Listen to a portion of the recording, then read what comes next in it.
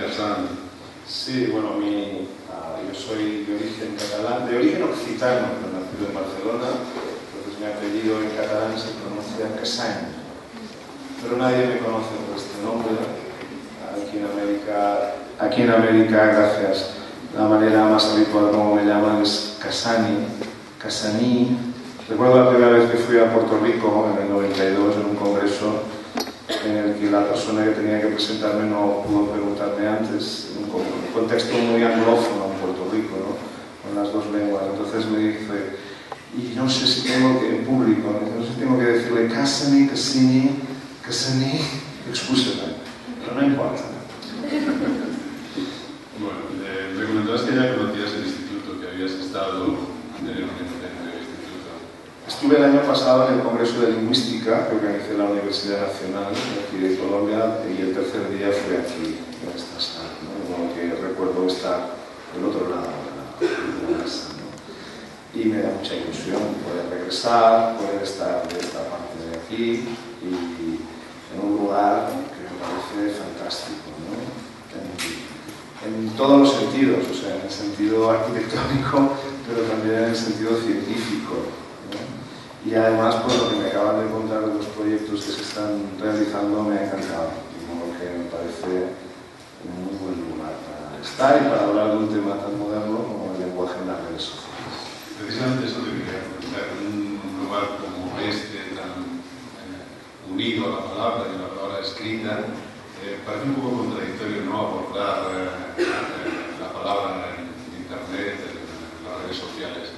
¿Cómo ves esta relación entre la palabra escrita en papel y la palabra escrita en el medio virtual? Pues que, bueno, es la nueva forma que está adoptando la palabra, ¿no? La palabra digital. Entonces, dentro de la palabra digital podemos encontrar un poco de todo, ¿no? Hay palabras digitales escritas a lo tradicional, como se escribían antes los libros. Hay palabras orales, también digitales, también podemos escuchar mucho podcast. Hace años había un cierto debate sobre si más adelante las tecnologías iban a oralizar mucho más la interacción que tenemos los internautas, ¿no? Se decía que en la medida en que se desarrollaran las tecnologías, pues que algunas de las cosas que ahora hacemos tecleando las podríamos hacer hablando, ¿no? Pero realmente yo no conozco muchas personas que utilicen WhatsApp con notas de voz. Uy, perdón. En el teléfono que me dieron aquí que no puedo controlar, porque si no, ¿qué hago? Alguien me lo puede apagar. La verdad que no sé utilizar. Chino. Gracias. Es un flecha. Gracias. Qué horror. Bueno, es un buen ejemplo de lo que es el síndrome redes sociales, ¿no? Bueno, perdonen ustedes. Pues decía que hace unos años había un cierto debate sobre, por ejemplo, si algunas de las cosas que hacemos tecleando y leyendo en pantalla las haríamos hablando en voz y escuchando, ¿no? Y esa es una cosa que ya se puede hacer, o sea, tenemos programas que nos permiten, por ejemplo, escribir lo que decimos, ¿no? De hecho, ya hace años que se comercializaron y no tuvieron éxito. De hecho, lo puedes hacer en muchos teléfonos, hay una función que no es muy conocida, ¿no? Y, por ejemplo, los estudios que yo he realizado de adolescentes que utilizan mucho WhatsApp en España, pues las notas de voz son relativamente raras. Si, por ejemplo, alguien tiene que escribir un texto un poco largo y lo quiere mandar por WhatsApp, una opción sería, por ejemplo, grabar la nota de voz, ¿no? Por ejemplo, si tienes que dar unas instrucciones detalladas de algo, ¿no? Y la nota de voz se puede escuchar varias veces también, ¿no? Pero estos adolescentes me decían que llegaban a hacer cosas como escribir el texto en un teclado grande en el portátil, luego enviarlo por correo electrónico a su cuenta, bajarlo desde su teléfono, copiarlo, pegarlo y enviarlo por WhatsApp. O sea, preferían esto a enviar una nota de voz. De modo que yo creo que cuando tengamos las dos tecnologías disponibles al 100% desde el punto de vista tecnológico, algunas cosas seguiremos prefiriendo escribirlas. Por ejemplo, no ha tenido mucho éxito todo lo que es los mensajes de texto en el contestador, ¿no? O sea, podemos dejar notas de voz, ¿no? En cambio, la gente prefiere enviar un mensaje de texto, ¿no? ¿Por qué? Pues probablemente es porque la mirada es un sentido que nos da mucha más fiabilidad que el oído. Tú comentabas que estábamos rodeados de basura digital, de basura textual, y que una de las dificultades a las que nos enfrentamos o a las que se enfrentan los jóvenes, también recoge el informe PISA, es precisamente hacer lectores críticos, porque existe una cierta credibilidad hacia el texto escrito. ¿Qué dificultades se tienen a la hora de leer en el entorno digital? Pues es una manera totalmente diferente de leer. O sea, utilizamos la misma lengua o los mismos idiomas, utilizamos la misma estructura del idioma, pero los textos que leemos son muy diferentes, ¿no? O sea, si nosotros vamos a una biblioteca, por ejemplo, la biblioteca de aquí o una biblioteca de aquí de Bogotá, pues difícilmente encontraremos falsedades en la biblioteca, no habrá mentiras, no habrá ningún tipo de engaños, ¿no? Y en cambio en Internet está repleto de eso. O sea, en Internet hay mucha basura, ¿no? Y la basura es el resultado del ejercicio de la libertad de expresión. O sea, cualquiera puede escribir un blog diciendo lo que le dé la gana, ¿no? O sea, cualquier tipo de mensaje racista, xenófobo, homófobo, o sea, de cualquier modo, ¿no? Y en cambio todos estamos abiertos a leerlo, ¿no? Entonces la única cosa que podemos hacer es cambiar nuestra perspectiva de la lectura.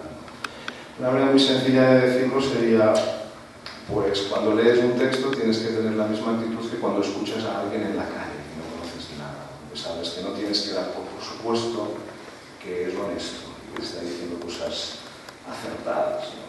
Hay que ser mucho más suspicaz. Luego podemos decir cosas más concretas, ¿no? Por ejemplo, la primera pregunta que hay que hacerse cuando uno lee algo en Internet es quién lo hizo, quién lo escribió, y dónde lo escribió y para qué. Esto es la idea fundamental, ¿no? O sea, si yo pudiera, por ejemplo, ahora cambiar los libros de texto de enseñanza, cambiaría la pregunta, subraya las ideas principales, que es la que figura en todos los ejercicios de lectura de los libros de texto, por busca quién escribió esto y qué pretende. Son las dos preguntas básicas.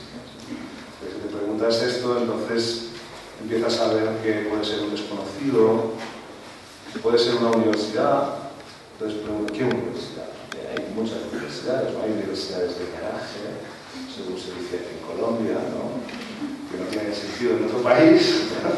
Y hay otras universidades prestigiosas, ¿no? Entonces, si una cosa está publicada por una universidad de un tipo u otro, la fiabilidad que tiene es diferente, ¿no?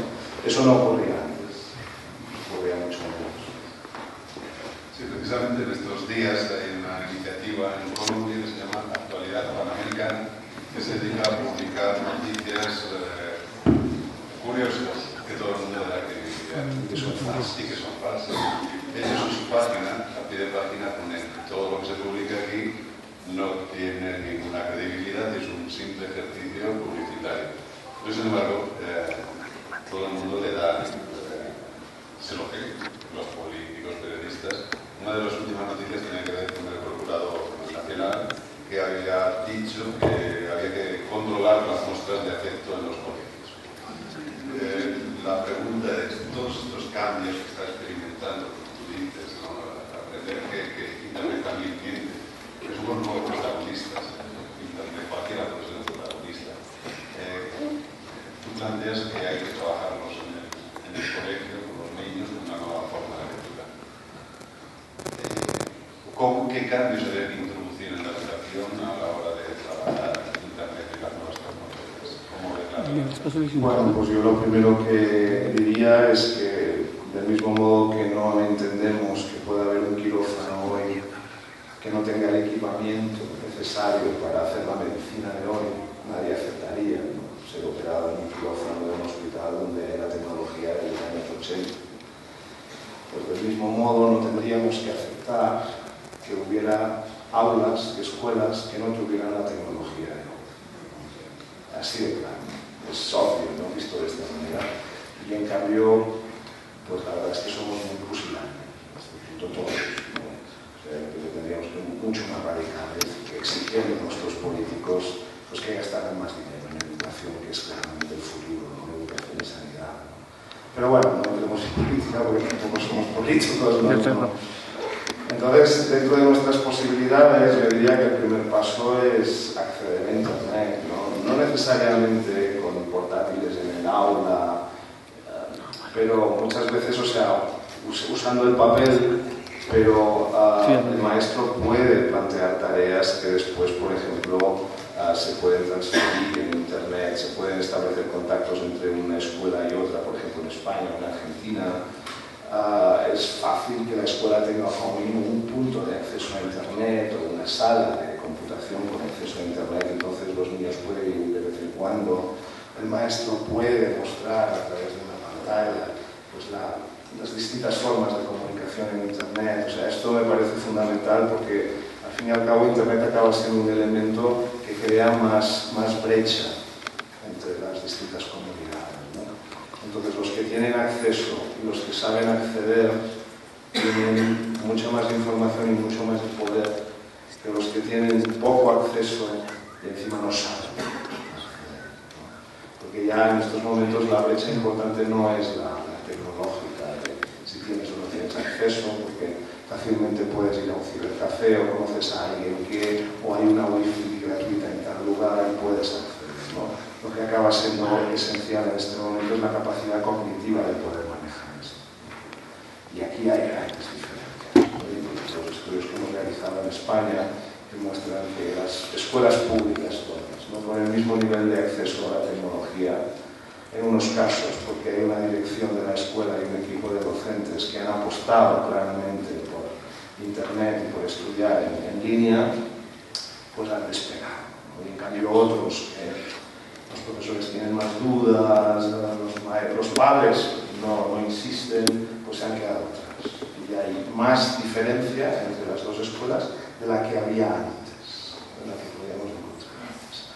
Entonces esto es un punto caliente, es un punto muy importante desde mi punto de vista. Pero parece ser que lo determinante no es tanto el volumen de equipos que se tengan como el compromiso de los docentes o la cualificación de los docentes, ¿no? Sí, y eso no es fácil porque los docentes necesitamos tiempo. O sea, es muy sencillo, es solo costoso poner un ordenador en un aula. Necesitas, bueno, un nivel de tecnología relevante, porque no es solo la máquina, es la conexión, es una buena wifi para que todos los alumnos accedan, entonces son muchas cosas, ¿no? Pero solo dinero. En cambio, el cambio radical es el cambio del maestro y del alumno, ¿no? No es tan sencillo. Si estás acostumbrado, por ejemplo, a trabajar con un libro de texto en papel, pasar a trabajar con un portátil, ¿no? Que está todo, y todo está en línea, ¿no? Entonces suceden muchas cosas. Por ejemplo, en un libro lo tienes todo en un libro y puedes mover las páginas fácilmente adelante, atrás y accedes a todo con mucha rapidez, ¿no? En un portátil tienes que encenderlo, que prenderlo, tienes que activarlo, tienes que entrar en la plataforma, tienes que recordar las contraseñas, luego después de la contraseña de la plataforma tienes que acceder al Moodle del centro, luego tienes que acceder al diccionario de la Real Academia Española de la Lengua, luego quieres consultar Wikipedia, entonces enseguida acabas teniendo 4, 5, 6, 7 ventanas abiertas para poder estudiar en aquella sesión. Y tienes que tener la habilidad de poder saltar de una ventana a otra con mucha rapidez, y todo eso en un portátil pequeñito, con un teclado pequeñito, no es tan fácil. Y los niños que tienen más habilidades y los profesores que saben ayudarlos, pues van avanzando, en cambio otros niños tienen problemas serios, ¿no? Otro tema es el tema de utilizar el teclado, por ejemplo, ¿no? O sea, muchas personas no han hecho nunca un curso de dactilografía, ¿no? Entonces, claro, si manejas el teclado con los dedos, es muy difícil, ¿no? Entonces, claro, el aprendizaje de la caligrafía, o sea, de la mecanografía, ¿no? La mecanografía con el teclado es muy importante. Antes decía dactilografía y no mecanografía. Precisamente eso me gustaría comentar que muchos de los críticas o suspicacias que despierta la nueva comunicación, la comunicación en Internet, tiene que ver con los textos que se producen, con la gramaticalidad o la gramaticalidad de los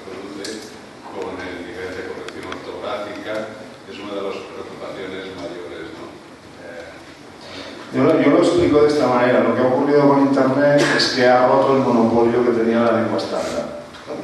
Se puede decir así. O sea, hasta ahora, hasta la llegada de Internet, prácticamente todo lo que estaba escrito era estándar, ¿no? Era el lenguaje estándar, era el lenguaje correcto, gramaticalmente correcto, con todas las palabras, con todas las tildes, todas las h's, etcétera, etcétera, ¿no? El volumen de texto escrito no estándar era relativamente pequeño. O sea, podían ser algunas novelas que pueden utilizar pues variedades dialectales muy locales. Una novela con el parlache, ¿no? Que hablábamos ahora, ¿no? de Antioquia, de Medellín, ¿no? O una novela que utilice pues, determinadas palabras vulgares de determinados barrios de aquí de Bogotá, ¿no? Pero no deja de ser alta literatura, ¿no? Que utiliza fuentes populares, ¿no? Y luego, ¿qué más? Podemos encontrar, pues no sé, algunos grafitis en la calle, algún texto menor que es pequeño, pero que es importante, que muestra estas variedades no estándar de la escritura, ¿no? Pero prácticamente no existían nada, ¿no? Entonces, ahora con Internet, bueno, pues la gente escribe como le da la gana, ¿no? Del mismo modo que habla como le da la gana. Y entonces nos encontramos que la lengua escrita tiene la misma variedad, la misma diversidad de variedades dialectales que tiene la lengua oral, ¿no? Y eso, claro, nos sorprende, porque acostumbrados a un mundo en el que todo lo que estaba escrito era correcto, pues encontrarte en un mundo donde hay diversidad de textos es muy chocante, ¿no? Porque no se reduce solo a lo correcto y lo incorrecto. O sea, dentro de lo incorrecto, o sea, lo que no sigue el estándar correcto de la academia, ¿no? De la autoridad lingüística, podemos encontrar cosas muy diferentes. Por ejemplo, en Twitter no se escribe del mismo modo que en WhatsApp. Y el Facebook, depende de para qué lo uses y de qué manera, puedes escribir de maneras muy diferentes, ¿no? Entonces lo que ha ocurrido ha sido sencillamente esto, ¿no? Y esto no es malo ni bueno, yo diría que la lengua, al fin y al cabo, es dinámica y la gente la utiliza para ser feliz, para ser el día a día. O sea, yo siempre digo, cuando yo escribo a mis hermanos o cuando yo hablo a mi madre, lo hago como me da la gana. O sea, nadie tiene derecho a decirme cómo yo tengo que hablar. Mi objetivo en la vida no es ser correcto. Mi objetivo en la vida es ser feliz y comunicarme con la gente y comunicarme lo más intensamente posible con mi madre. Entonces, con mi madre, que hablamos catalán, pues a veces utilizo palabras que son incorrectas, que no aparecen en el diccionario. Terrible, ¿no? Pero claro, si utilizo la palabra correcta, mi madre me dice, niño, cada día hablas más raro. Porque siempre hemos utilizado esta palabra incorrecta, ¿no? Entonces yo creo que hay que distinguir claramente lo que es el lenguaje informal, el lenguaje privado, ¿no? O sea, las comunicaciones de la gente, o sea, para divertirse, para jugar, incluso para divertirte y para jugar es mucho más interesante ser incorrecto, ser mucho más creativo que no ser correcto, ¿no? De situaciones más formales, académicas, cuando, por ejemplo, pues estás en un conversatorio como este, donde hay gente que me imagino que será muy variada, que vendrá de lugares muy diferentes. Entonces mi objetivo es hacerme entender, es comunicarme de la manera más precisa y rigurosa. Por eso es importante decir que es mecanografía y no la etilografía, ¿no? Y, o sea, ser preciso en todo lo relevante y ser correcto también, ¿no? Ser correcto, ¿no? Y la última cosa que quiero decir sobre este punto es que esto pone muy nervioso a mucha gente, ¿no? O sea, mucha gente cuando ve este tipo de escritos se molesta, ¿no? Y empieza con el discurso, esto es terrible, esto es la expresión del idioma, bueno, estos chicos lo tienen fatal, nunca van a poder escribir bien, porque fíjate cómo escriben los mensajes de texto, cómo chatean, esto va a ser terrible, ¿no? Entonces lo que hay que dejar claro es que no hay ninguna evidencia científica que demuestre que esta idea es cierta. Dicho de otra manera, es un prejuicio. O sea, hay investigar. Mira, y este es un buen ámbito si alguien está buscando tema para estudiar, pues un buen punto para estudiar es este. O sea, en español yo creo que hay algunas investigaciones sobre este tipo de escritura que técnicamente yo lo llamaría idiofonemática, porque es una escritura que, o sea, abandona todo lo que son las normas estándar de ortografía y sencillamente va a buscar pues, las formas orales, ¿no? La conciencia fonológica y también el uso de símbolos matemáticos o emoticonos o de otro tipo para realmente ganar expresividad, ¿no? El objetivo es este. Entonces hay algunos estudios sobre cómo se utiliza esta forma de escritura, yo los conozco en español de España y en catalán, ¿no? Entonces se podría estudiar aquí en Colombia, como es, seguro que hay variaciones, ¿no? Y luego la otra cosa que me parece muy importante destacar es que hay estudios hechos por psicólogos y pedagogos sobre los efectos que tiene esta forma de escritura en los chicos de 9 a 14 años en su escolarización y que demuestran que los chicos que escriben habitualmente de esta manera con su teléfono enviando mensajes de textos o por WhatsApp no sacan peores notas en los exámenes estándar de, por ejemplo, vocabulario, de ortografía, de lectura en la escuela. No sacan peores notas, más bien lo contrario, sacan mejores. Sí, eso es lo que quería comentarte. Hay estudios que demuestran que no solamente utilizamos los correctores ortográficos los adultos, los correctores estilísticos los adultos, sino también los chicos más jóvenes. Y que se estaba empezando a plantear un concepto de cierto bilingüismo, ¿no? Al que se estaba llegando con esta nueva forma de expresión. Bueno, sabemos que creo que se dice que el 75% de la población del planeta aprende en algún momento u otro de su vida una segunda lengua, ¿no? Y una tercera parte del planeta es bilingüe, en el sentido que durante una parte muy importante de su vida maneja dos lenguas, o una parte y otra parte, ¿no? Y le quedan conocimientos, ¿no? Entonces, desde este punto de vista, yo creo que, o sea, lo normal es ser plurilingüe. O sea, lo raro es ser monolingüe. Yo creo que hay que empezar a verlo así. Incluso en Internet tener la capacidad de expresarte de forma adecuada cuando tienes un WhatsApp o cuando escribes sus... Bueno, en Internet facilita el contacto con otras lenguas, con otras realidades. No siempre, ¿eh? Porque, por ejemplo, una cosa que he constatado a veces en algunos congresos con norteamericanos que viven en inglés es que ellos no, o sea, si no viajan fuera de lo que es Estados Unidos o del norte o sea, la frontera mexicana, ¿no? Si no bajan de la frontera mexicana, nosotros se van a Quebec, ¿no? Pues ellos viven en un mundo monolingüe en inglés muchas veces, ¿no? Y si consultan cosas en Internet, todo lo saben en inglés, porque ya Google, supongo que lo tienen predeterminado, solo les ofrece respuestas en inglés, ¿no? En cambio, claro, los que hablamos otras lenguas, pues enseguida topas con contenidos en otra lengua, ¿no? O sea, incluso en español, que es una lengua pues, muy importante y muy globalizada, en el sentido que, o sea, no es como el alemán, ¿no? Que la lengua más hablada en Europa es el alemán, pero el alemán ocupa solo una misma área geográfica en el planeta y es relativamente difícil encontrarte angloparlantes nativos o comunidades germanas, bueno, hay algunas en América Latina, ya lo sabemos, muchas escuelas alemanas, ¿no? Pero es una lengua que no se expandió como el español, o el inglés, o el holandés, por ejemplo, el portugués, ¿no? Entonces, parecería que con español las posibilidades del plurilingüismo son muy menores que, por ejemplo, con el catalán o con una lengua indígena o con otra lengua que nos hablaba, pero no, porque hay mucha dominación de los contenidos científicos con inglés, entonces es relativamente fácil encontrarle muchos contenidos en inglés o en francés, ¿no? Entonces, desde este punto de vista, bueno, pues leer y escribir en Internet es una actividad más plural, plurilingüe. Plurilingüe significa también multicultural, entonces por eso es más complejo, es mucho más complejo que leer en papel, ¿no?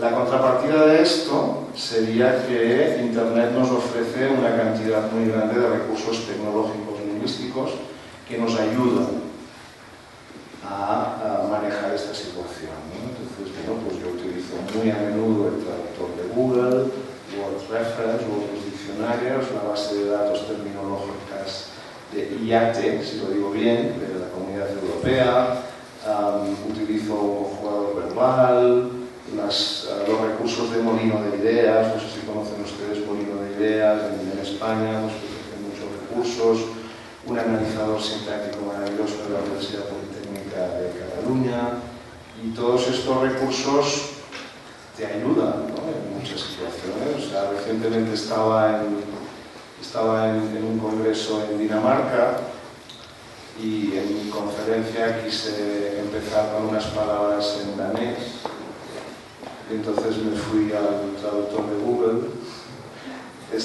Pensé, ¿cómo lo hago?, ¿no? Y dije, bueno, digo, es mejor que escriba en inglés para que me traduzcan al danés, tengo más posibilidades de que la traducción sea mejor que si lo hago en español.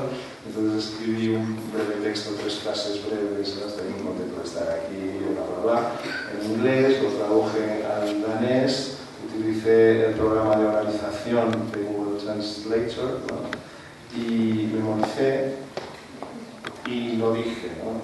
Primero ensayé, porque yo no quería hablar con la gente que conocía a mí, que me podía ayudar, sino con un empleado que estaba allí trabajando de tecnología. Le dije, por favor, escúchenme, ¿me entienden? Digo, no entiendo nada. Luego pedí ayuda y tuve más éxito. Y me contaron que dentro de las lenguas escandinavas el danés es el más difícil desde un punto de vista fonético, ¿no? Y bueno, pero me refiero que es realmente muy útil, ¿no? A veces para traducir, y las investigaciones que hemos hecho, por ejemplo, con estudiantes en España, que trabajan, o sea, estudian en un contexto muy tecnológico, ¿no?, con portátil, con materiales en línea, pues utilizan mucho estos recursos. Por ejemplo, utilizan el traductor si están estudiando, por ejemplo, ciencias sociales en inglés, para poder entender algunos textos rápidamente o algunas palabras. Pero lo utilizan de manera inteligente, o sea, utilizan el traductor, por ejemplo, y luego lo combinan con las imágenes, buscan imágenes de lo que han traducido para ver si realmente el traductor ha funcionado bien. O sea, utilizan muchos recursos bastante sofisticados. En este sentido, escribir hoy en la red es claramente una cosa mucho más tecnológica. Y leer en una segunda lengua, refieres una investigación que hacéis con unos estudiantes sobre cómo leer vosotros, cómo es el proceso de lector en una segunda lengua. Y los resultados son, a mí por lo menos me han sorprendido, porque nosotros desde el programa de España como segunda lengua no habíamos considerado esa otra dimensión de qué supone leer un texto de menos soporte digital, en internet. ¿Nos puedes comentar? Sí, porque yo creo que el error es pensar que leer es básicamente una actividad semántica. O sea, es una actividad que podemos controlar desde la gramática y la semántica, y que basta conocer el diccionario de la segunda lengua para entenderlo. Entonces, no, leer es una actividad que tiene un conocimiento cultural pragmático muy importante. Entonces, todo este conocimiento pragmático, cultural, enciclopédico, o sea, no lo posee el hablante o el lector de una segunda lengua. Pero, o sea, por ejemplo, yo vivo en Barcelona, ¿no? He venido varias veces aquí a Colombia, conozco algunas cosas de cómo es la comunidad aquí, ¿no? Pero si yo tomo el periódico de hoy y empiezo a leer, puedo conocer la totalidad de las palabras de una noticia y entender muy poco de lo que está diciendo, porque realmente no conozco los referentes de esas palabras que aparecen en la noticia, ¿no? Y siendo, bueno, no soy un hablante nativo del español, pero soy casi nativo, podríamos decir, ¿no? Entonces eso ocurre también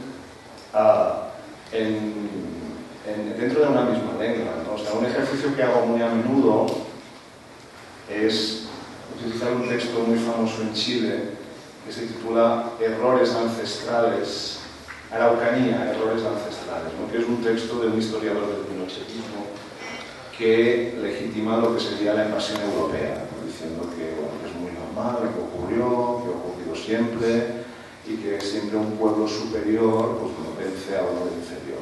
Sería el resumen rápido, ¿no? Y claro, y si lo lees en España es que no entiendes nada.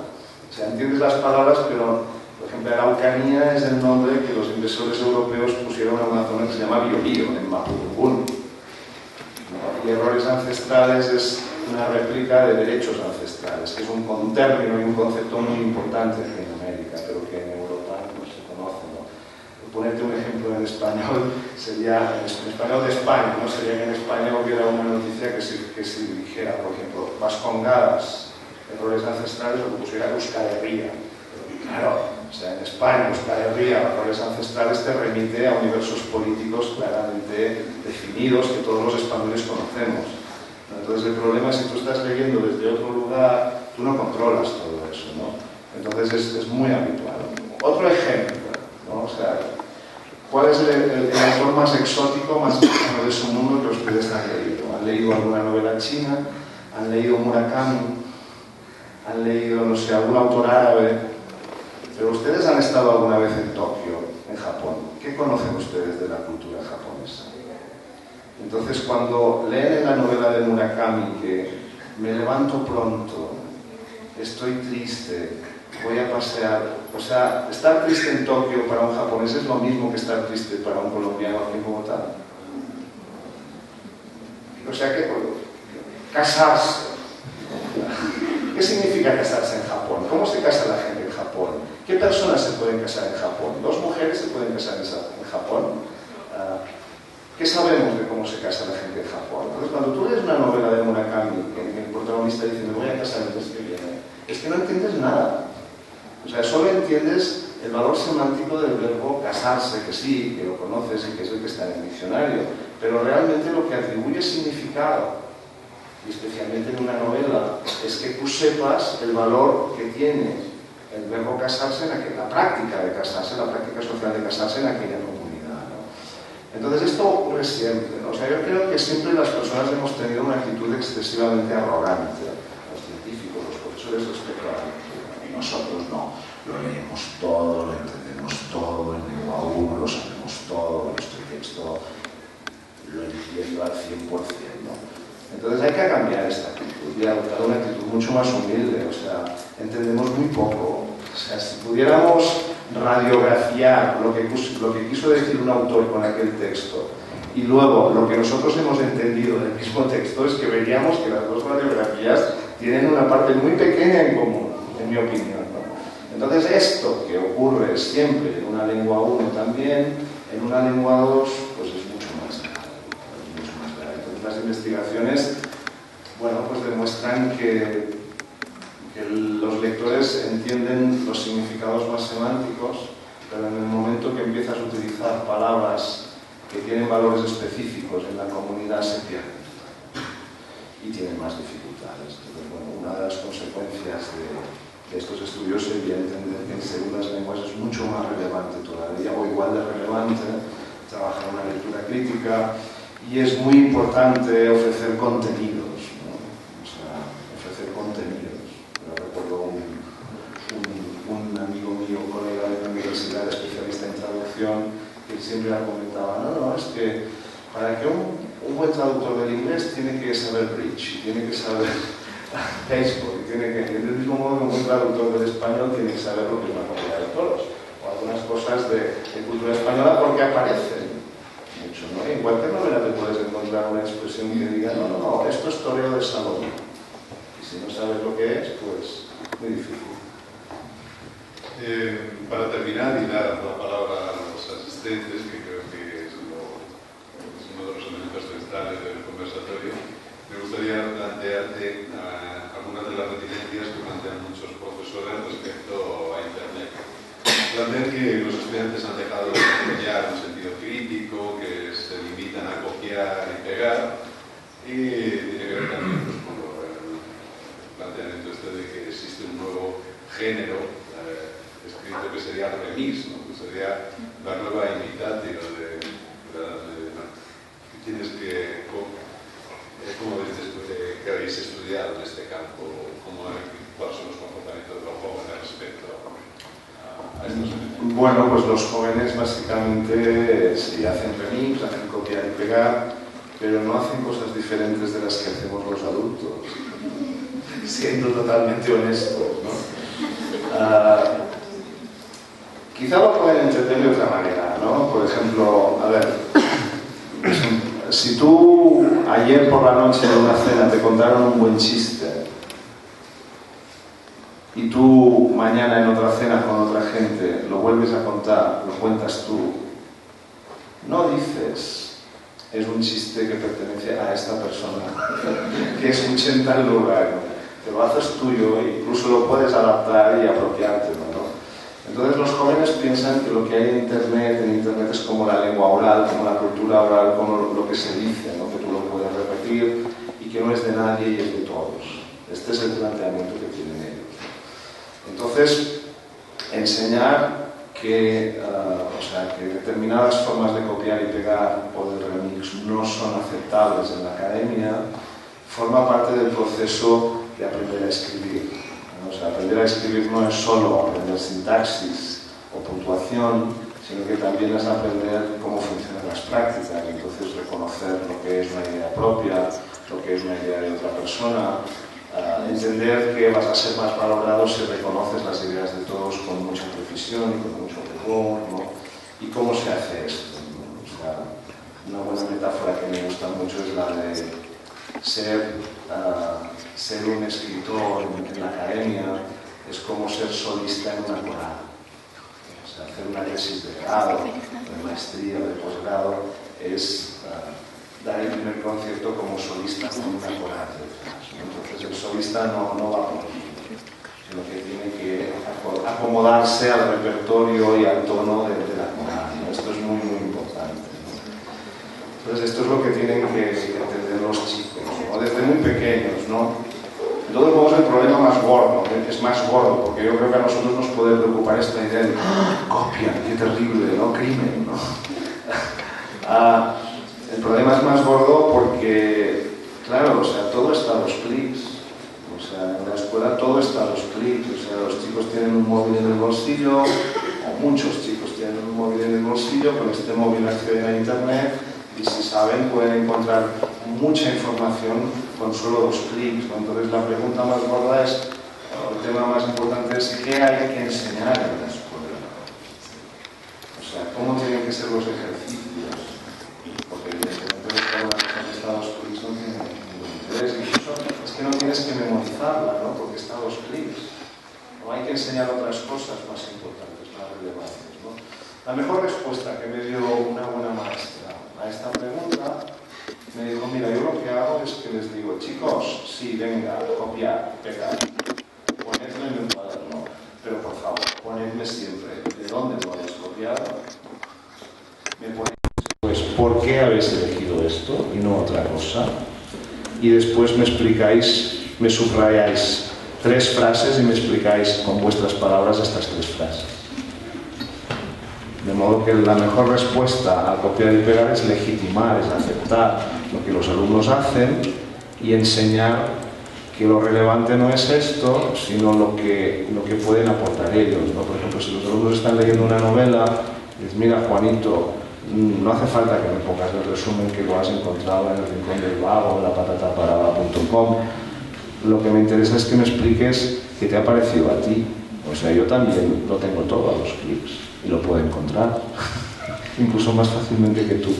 En cambio, que me cuentes cómo has entendido tú esta novela, qué te ha gustado, qué no te ha gustado, eso me interesa más, porque eso realmente es tuyo, ¿no? Entonces, cuando todo es a 2 clics para todos, lo que tienen que entender los chicos es que no tiene sentido que ellos copien también, que lo que tienen que hacer es generar su propio contenido, su propio punto de vista, ¿no? Entonces este es el camino que yo creo que tiene que seguir claramente la educación. Bueno, eso era lo que planteabas tú cuando dices que cualquiera puede convertirse en un protagonista en Internet, ¿no? Que es esa visibilidad que te da, cómo en la educación se cambian, Internet ha cambiado los roles, ¿no? Ha cambiado incluso esas dinámicas. Bueno, hay estudios que empiezan a mostrar cómo la influencia que tiene Internet en la educación cara a cara, ¿no? Y yo creo que estamos al inicio de un cambio muy profundo. O sea, como esto es un conversatorio y se pueden decir cosas así más informales o con menos evidencia empírica o más especulativas, en el fondo creo que estamos empezando a vivir el final de lo que sería la etapa comunicativa en la enseñanza de la lengua. Y estamos empezando a ver una cosa distinta que no sabemos todavía cómo se va a llamar, pero que puede ser muy diferente, sobre todo por los comportamientos que las personas estamos adoptando en Internet, ¿no? O sea, en Internet mucha gente aprende muchas cosas por su cuenta, sin profesor, sin libro de texto. Esto es un hecho empírico, ¿no? Tengo una doctoranda que está haciendo un trabajo muy divertido sobre cómo varios chicos españoles aprenden inglés, por ejemplo, produciendo vídeos de fashion bloggers, ¿no? O participando como gamer en videojuegos, o participando en Scanlation, que Scanlation es una comunidad de frikis amantes del manga japonés que buscan traducciones al inglés, las escanean, borran las viñetas, los bocadillos y lo traducen al español para que otros lo puedan entender. Y entonces ellos aprenden inglés de esta manera, de procedimientos totalmente informales, ¿no? Entonces, en estas comunidades es que es alucinante, o sea, fíjate, tú eres un tipo que vive, no sé, en un pueblecito en España fanático del cómic manga japonés, no tienes ninguna posibilidad de poder acceder a los cómics en tu pueblo, pero te conectas a internet, conoces a otra persona que está, pues no sé, en México y otra que está en Filipinas y otra que está en Londres y tal, os ponéis de acuerdo y en línea, ¿no? O sea, alguien compra el cómic en inglés, lo escanea, lo pasa a los otros lo traducen al español, lo imprimen, o sea, lo elaboran en PDF, ¿no? Y lo cuelgan para que todos lo puedan leer en cualquier parte del mundo, en una actividad que es integralmente ilegal, por supuesto, ¿no? O sea, es totalmente, o sea, no sigue ninguna regla, ¿no? Entonces, en este sentido, yo creo que en la red, por ejemplo, todos los internautas son importantes, todos saben algo, todos pueden ayudar. Nunca eres un triste principiante que empieza un curso de español. O sea, siempre eres alguien útil. O sea, pues quizás sí te va a enseñar, pero algún día te dirán, bueno, ahora tú tienes esta responsabilidad, tienes que hacer esto, y te sentirás importante. En cambio, en una clase de español como lengua extranjera o de inglés como lengua extranjera, te pasas 3 años sin ser nadie. O sea, siempre eres el tipo que no sabe nada. El profesor tiene que enseñar. Máximo el trabajo por parejas, por en grupos, pero siempre eres un aprendiz principiante, ¿no? Entonces, esto está cambiando mucho gracias a Internet y yo creo que vamos a ver muchos cambios. Pues tienen ustedes la palabra. Ah, que son escritas. Bien. A ver, ayúdame, porque... Bueno, están seleccionadas. Bueno, a ver, empezaré por la que tiene la letra más clara. Algunas personas utilizan el término de nativos digitales e inmigrantes digitales. ¿Cómo se podría trabajar de manera adecuada o eficiente la tecnología en la escritura de los estudiantes? Bueno, son 2 preguntas. La denominación de nativos e inmigrantes digitales es de un señor norteamericano, Mark Prensky, un creador de videojuegos que la formuló en el año 2004. Es un poco vieja, sigue siendo útil. La idea es que el mundo se divide entre los que nacieron antes del 93 y los que nacieron después del 93. ¿Por qué el 93? Porque es cuando se supone que empezó Internet. Internet no empezó un día, o sea, no fue como la invención de una vacuna, ¿no? O sea, es un proceso más complejo, pero se toma esta fecha como indicación. Entonces, los que nacimos antes somos inmigrantes, porque nos educamos con papel y luego hicimos la adaptación a la pantalla, y los que nacieron después son nativos, ¿no? Y supuestamente tienen más facilidad para manejar las pantallas que los inmigrantes. Esto ha sido muy criticado por simplistas, etcétera, etcétera. Y hoy hay otro estudio, si les interesa este tipo de cuestiones, hay un estudio en la Universidad de Oxford de un señor llamado David White y de una profesora llamada Alison Lecornu, que se titula Residentes y visitantes digitales. Entonces el mundo se clasifica no según el año en que naciste, sino según tu comportamiento en la red. Entonces, bueno, yo lo puedo resumir en una pregunta graciosa y divertida que yo les hago a ustedes y que tendrían que responderme con total honestidad, levantando la mano. ¿De acuerdo? ¿Quiénes de ustedes se imaginan pasando el resto de su vida con una pareja que conocieron por internet? Que levanten la mano, los que se lo imaginan. No puede ser que solo haya una mano. Levanten la mano. si se imaginan pasando el resto de su vida con una persona que conocieron por internet. No hay conocimiento directo. Hombre, claro, no te vas a pasar la vida chateando por internet. O sea, conocer a alguien por internet significa que lo conoces por internet, llevas un tiempo chateando y luego quedas cara a cara. Y si ya he vivido en la Patagonia y tú, pues no sé, en Alaska, pues no sé, pues que ahí tardáis más tiempo, pero se encontráis en algún momento y uno de los dos decide cambiarse y se va a vivir al otro lugar, obviamente, ¿no? A ver, es un poco jocoso, ¿no? Pero es cierto, ¿no? Porque las personas que levantaron la mano son las personas que confían en Internet. Y las personas que no levantaron la mano son las personas que tienen desconfianza en Internet y que piensan que la mejor manera de conocer a una pareja es en una fiesta de cumpleaños de un amigo. Porque en una fiesta de cumpleaños de un amigo no hay estúpidos. Solo hay personas inteligentes y interesantes. Bueno, aparte de la broma, un residente digital es alguien que está siempre conectado, es alguien que aloja su contenido en la nube. Por ejemplo, ustedes tienen cuenta en Drive, en Dropbox. ¿Cuántos gigas de contenido tienen en la nube? 5, 10, 60, 100. O sea, ¿qué porcentaje de su contenido, fotografías, música, correos, está en la nube o lo tienen en un USB? Son ese tipo de personas que pierden los USBs en las distintas salas. Bueno, otra cuestión sería la identidad digital. Por ejemplo, ustedes controlan su identidad digital. ¿Cuántas veces buscan, entre comillas, su nombre en Google? Su teléfono, su número de identificación. ¿Lo han hecho alguna vez? ¿Han pedido que se borren algunos datos suyos en algún lugar de la red? Pues eso es un comportamiento residente. También un visitante es alguien que no se preocupa de esto. Hay una persona que pregunta cómo reflexionar en la escuela con los estudiantes sobre la importancia de la escritura de acuerdo al formato en que se ve. Y también pregunta, ¿crees que la escritura chat afecta a la escritura académica? Bueno, esto ya lo respondí. La primera pregunta sería que es un ejercicio, o sea, la pregunta era cómo se puede trabajar los distintos formatos de la escritura, ¿no? Entonces eso me parece muy importante, porque uno de los errores de la educación tradicional es pensar que escribir es un verbo intransitivo. Se aprende a escribir y ya puedes escribirlo todo.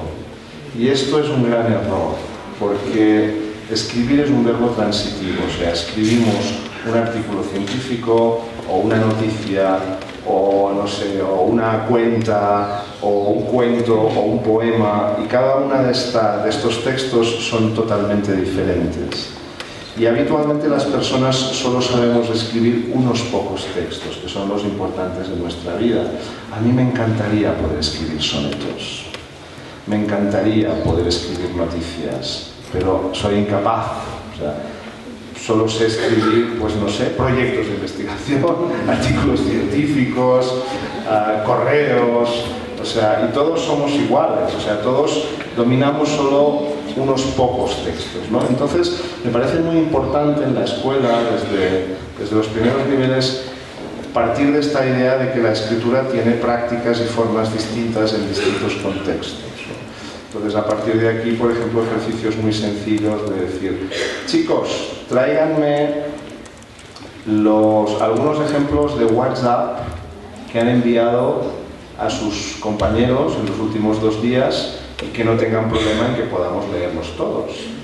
Y hay una cuestión de privacidad muy importante en Internet, ¿no? Y entonces, pues, analizamos estos WhatsApps, cómo están escritos, y luego planteamos la pregunta de decir, bueno, están planteando estos WhatsApp, por ejemplo, un problema de falta de dinero en la escuela por este motivo, ¿no? Entonces vamos a pedir a la municipalidad que nos dé dinero para solucionar este problema, pero claro, no podemos enviar un WhatsApp. ¿Qué hacemos? Enviamos una carta. Bueno, ¿cómo se escribe la carta? ¿Cómo escribimos el WhatsApp? No, evidentemente que no. Pues vamos a ver, las ideas están bien, pero vamos a ver cómo las formulamos, cómo las desarrollamos, cómo las razonamos en un texto por carta. Y después dice, bueno, por carta no, ahora vamos a plantearnos que tenemos que ir allí a explicar esto al alcalde, por ejemplo, o a un regidor de la municipalidad, ¿no? Entonces, a ver, ¿cómo prepararíamos una breve explicación de esto? Y vamos a escribir algo para decirlo en voz alta, ¿no? Que también es escribir, ¿no? Entonces ya tienes, pues, cómo vas cambiando de formato y de contexto y vas enseñando al alumno cómo el lenguaje se va adaptando a cada situación.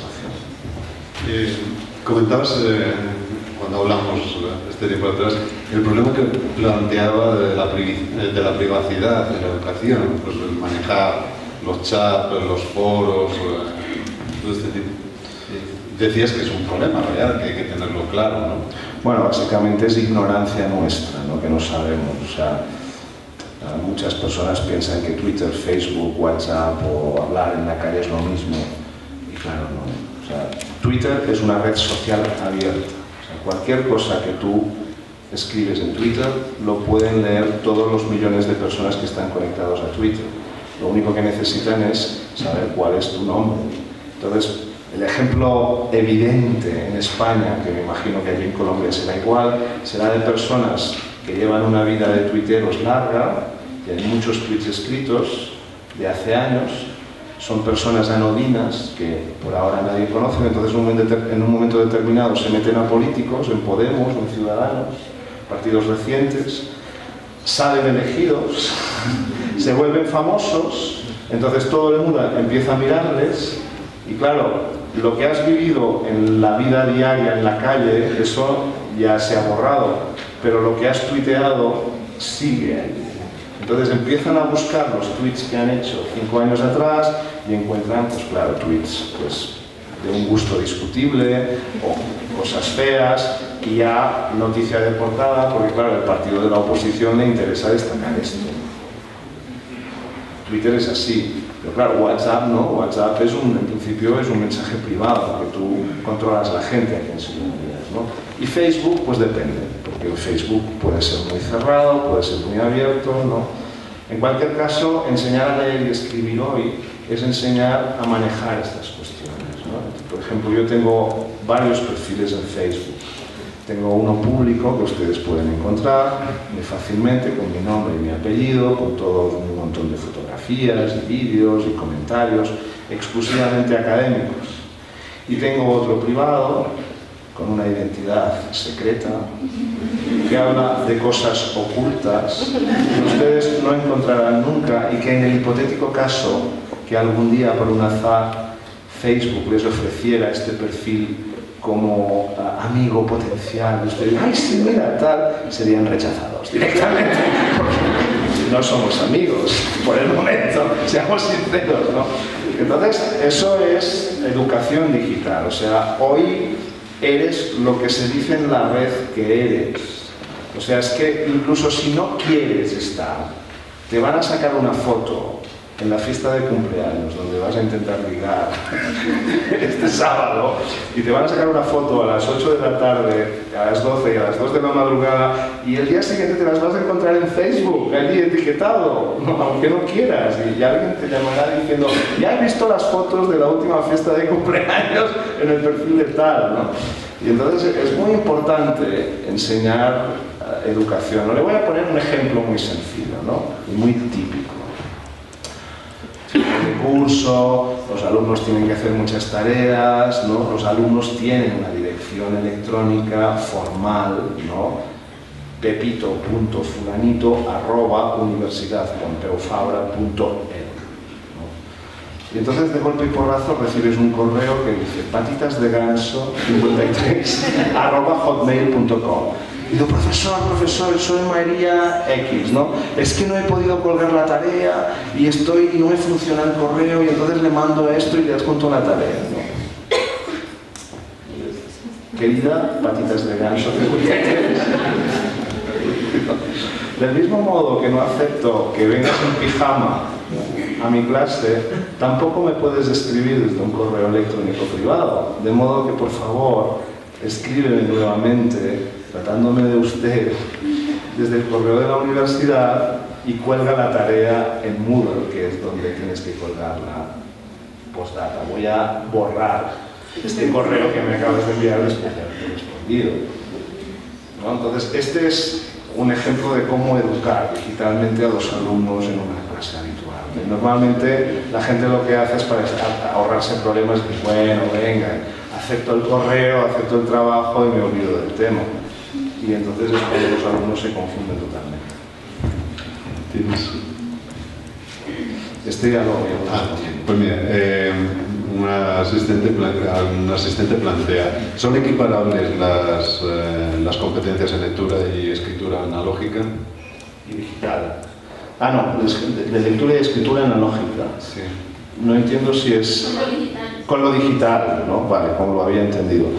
Yo creo que es mucho más difícil leer en Internet, ¿no? O sea, no hay que confundir comprender con acceder a la información. Entonces, lo que es más fácil en Internet es acceder a la información.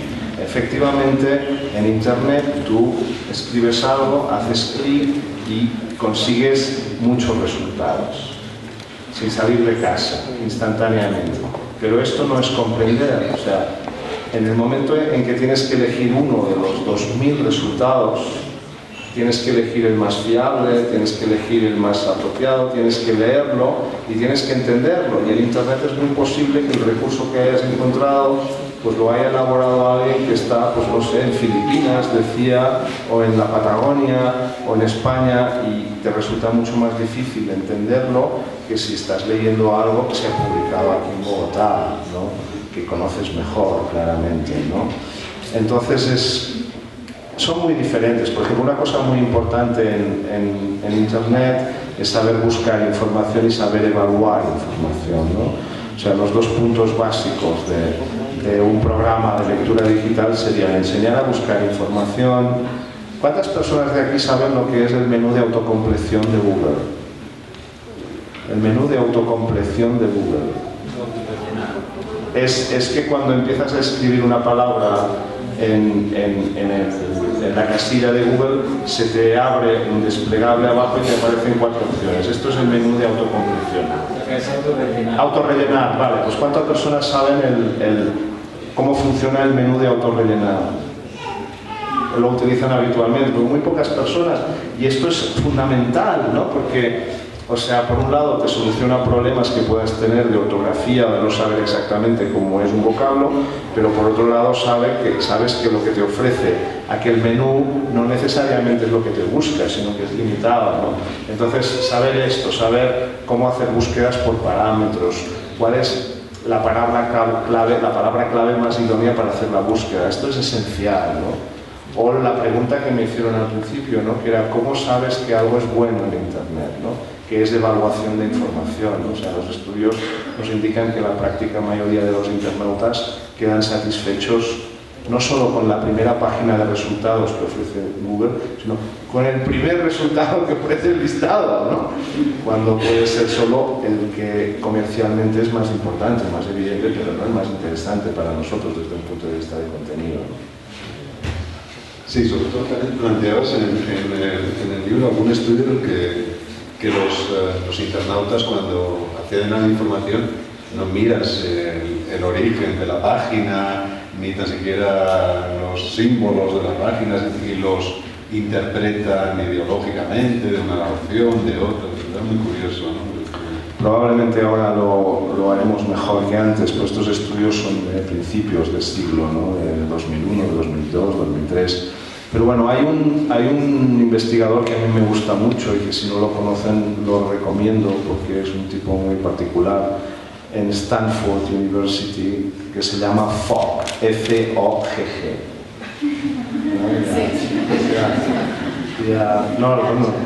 Y tiene un laboratorio de persuasión y ha desarrollado una disciplina que lo llaman la Captology de Computers and Persuasion, ¿no? De cómo hacer persuasión a través de los ordenadores. Y él tiene muchos estudios en esta línea, ¿no? Fascinantes, ¿no? Que muestran cómo pues, los internautas aparentemente más experimentados eran bastante torpes cuando se trataba de evaluar un documento y encontrar el más fiable, ¿no? Por ejemplo, él hacía cosas como, por ejemplo, buscar 3 empresas en internet que venden los mismos zapatos, ¿no? Y entonces te pedía que si tú querías colaborar con el estudio, te decía, a ver, ¿quieres comprar estos zapatos? Tienes 3 opciones, ¿cuál elegirías y por qué? ¿No? Y a partir de aquí empezaba a ver cuáles eran los criterios que utilizaban los internautas, ¿no? Entonces sí que había los criterios, los internautas más experimentados utilizaban unos criterios pues que aparentemente coincidían con lo que serían los estudios más de documentación y de biblioteconomía sobre la fiabilidad en la red, pero había muchos otros internautas que se sentían muy felices de lo que buscaban en internet, pero que no tenían tanta experiencia, que se basaban en cosas mucho más sin fundamento, ¿no? Por ejemplo, pues no sé, los colorines que tiene una determinada página, si es muy atractiva, ¿no? Cosas que, claro, no tienen ningún fundamento empírico detrás de fiabilidad. Un asistente plantea la siguiente cuestión. En el campo de la literatura, el Internet ha generado muchos cambios, tanto que se puede hablar de literatura digital intraducible al papel porque tiene vídeos, canciones, videojuegos, etc. Aquí también cambia la lectura. Uno lee sin decodificar textos. ¿Qué riesgos tiene esta nueva lectura? Supongo que se refiere a la lectura global en textos. Bueno, la literatura digital lo explica muy bien la pregunta, ¿no? Que es la que no se puede imprimir, la que es multimodal, la que es interactiva, etcétera, etcétera. La verdad es que hasta donde yo sé es una literatura muy selectiva y muy elitista. ¿Cuántas personas han leído algún cuento digital que no puede ser impreso? Que levanten la mano en la sala. Veo una mano levantada, 2, 3, o sea, es 4 o 5, ¿no? Pero, o sea, no es una práctica muy habitual, ¿no? Luego tenemos el uso digital de la lectura, ¿no? Por ejemplo, yo estaba ahora buscando libros en la maravillosa librería del Fondo de Cultura Económica, he visto un libro muy gordo de Leila Guerriero sobre los malditos, sobre personajes malditos en la cultura latinoamericana, un libro de 600 páginas, y he preguntado, ¿y esto está en versión digital? Me han dicho sí, digo, pues en versión digital, o sea, para llevarlo de un lugar a otro es mucho más útil, ¿no? Y claro, leer este libro en versión digital supone que yo puedo consultar en internet información, que puedo compartir esta lectura con otra gente, entonces es una manera digital de leer libros también editados en papel, ¿no? Es otra práctica, ¿no? Pero la pregunta que me hiciste era sobre si la lectura ¿Qué riesgos, ¿qué riesgos al no decodificar los textos, qué riesgos tiene este nuevo tipo de lectura? No lo sé. Yo no conozco estudios sobre estas formas de lectura de literatura digital. Sí que hay estudios muy populares sobre los efectos que tiene sobre la lectura el uso sistemático de Internet. Entonces aquí hay un libro muy popular que ustedes conocerán, el de Nicholas Kerr, Superficiales. Es un buen libro, pese a ofrecerse de una forma muy comercial y muy divulgativa, que a veces dices, a ver cómo sea este libro, pero no es un libro muy bueno. Y este señor Nicholas Kerr plantea la idea de que la exposición continuada a Internet y la digitalización de las prácticas de lectura y de escritura de las personas no son gratis, tienen efectos secundarios, perniciosos. Y que uno de estos efectos secundarios es la pérdida de la capacidad de la lectura más madura, de la lectura profunda, dice. Y él lo argumenta diciendo, siempre me ha gustado mucho leer, siempre me han gustado mucho los ordenadores, siempre me ha gustado mucho todo el mundo tecnológico, estoy en él, y lo que percibo es que hoy me costaría mucho más leer Ana Karenina que hace 30 años. Y él no piensa renunciar a lo tecnológico, ¿no? Pero constata que probablemente, pues bueno, la práctica digital provoca cambios en la sinapsis y en las conexiones neuronales de nuestro cerebro, que es muy versátil y que es muy sensible a nuestro comportamiento.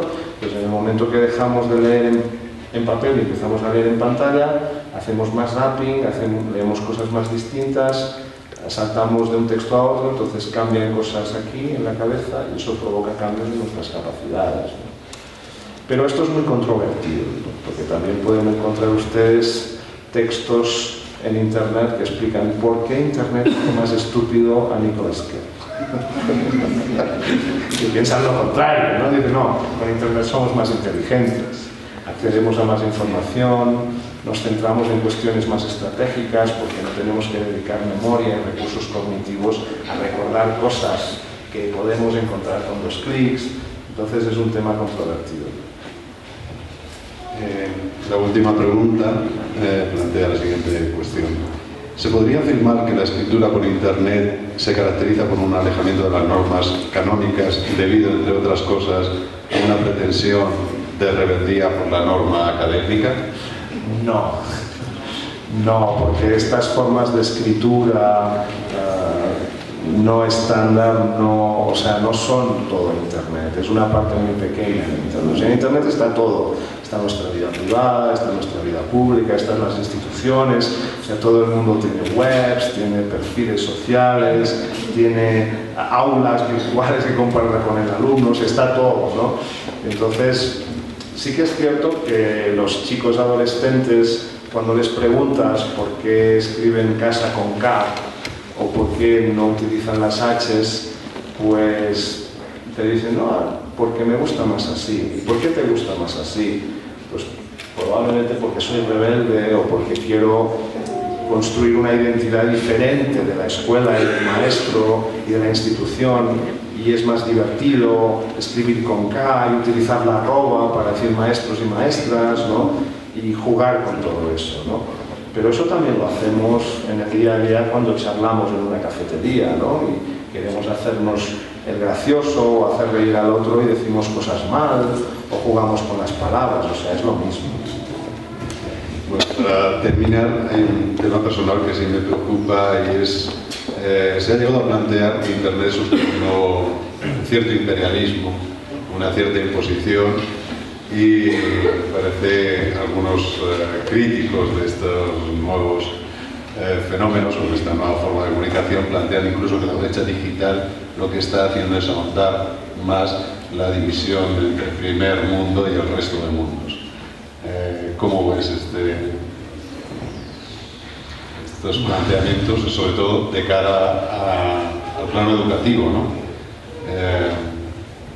La extensión de Internet o el acceso a Internet no está generalizado en muchas partes del mundo como se plantea, y muchos me parecería que estamos discutiendo algo propio de ese primer mundo, ¿no? Yo creo que Internet provoca quizá divisiones que no coinciden necesariamente con los países, ¿no? O sea, sí que evidentemente la riqueza y la pobreza se distribuyen según los continentes, los países, etcétera, ¿no? Pero el acceso a veces llega a lugares muy remotos, ¿no? O sea, yo hace bastantes años, ya quizá 10 años, me invitaron a dar una conferencia a Oruro, en Bolivia. Es un lugar increíble. Es una capital de uno de los estados, de las provincias importantes de Bolivia, y no tenían carretera asfaltada hasta hace, no sé si 5 o 6 años entonces, o sea que serán 15 años. Entonces, en un pueblo increíble, muy empobrecido, porque nació con unas minas que luego fueron abandonadas, etcétera, etcétera, pues yo estaba allí trabajando y la única posibilidad de estar en Internet era en el cibercafé, y aquello estaba repleto de niños. O sea, a las 6 de la tarde llegaban todos los niños de la escuela que se conectaban allí, con una conexión muy mala, pero en un contexto muy limitado, ¿no? Entonces sí que hay, evidentemente, dificultades en muchos lugares y la cuestión ya no es a veces si hay acceso o no, sino las facilidades, la rapidez, la banda ancha, todas estas cosas, ¿no? Pero yo creo que la diferencia más importante está en la capacidad cognitiva, ¿no? En la capacidad más de saber moverte y de saber cómo moverte y qué tienes que buscar y cómo tienes que hacer las cosas, ¿no? Entonces, en este sentido, yo creo que hay que confiar mucho en la escuela, ¿no? Otra cuestión diferente es la cuestión del colonialismo, que decías, la primera, ¿no? Que sí, me preocupa mucho, ¿no? Por ejemplo, leí una entrevista de un tipo del MIT, Estados Unidos, de tecnología, que decía que, claro, que en estos momentos, por ejemplo, optar por Android o por Apple, cuando te compras un móvil, es una opción política. Porque si optas por Apple, estás optando por... Quien dice Apple dice Amazon, por ejemplo, ¿no? Estás optando por una gente que no comparte su negocio con nadie, que tienen claramente rasgos de secta. O sea, no quieren que nadie participe en el negocio de ellos. En cambio, si tú optas por Android o por un lector de Sony, estás optando por una gente que utiliza unos productos abiertos en los que cualquiera puede participar. Puede crear una app o puede facilitar que otros participen del negocio, ¿no? Entonces es un concepto mucho más abierto, ¿no? Entonces, esto me dijo, bueno, yo que soy usuario Apple, pues me encontré por primera vez un argumento potente para decir, pues quizás es mejor utilizar PC o Linux, ¿no? en estos términos, ¿no? Con las dificultades que tiene, ¿no? Entonces, claro, dije, nunca hubiera llegado a pensar que o sea, una decisión de este tipo tiene consecuencias ideológicas de estas características, ¿no? Probablemente en el futuro tendremos que empezar a pensar cosas de esta manera. Bueno, Daniel, pues muchas gracias por haber aceptado la invitación y habernos ayudado a entender la lectura y la escritura en un sentido de comunicación amplia y sobre todo con un sentido también de transformación social. Muchas gracias. Gracias a ustedes, un gusto.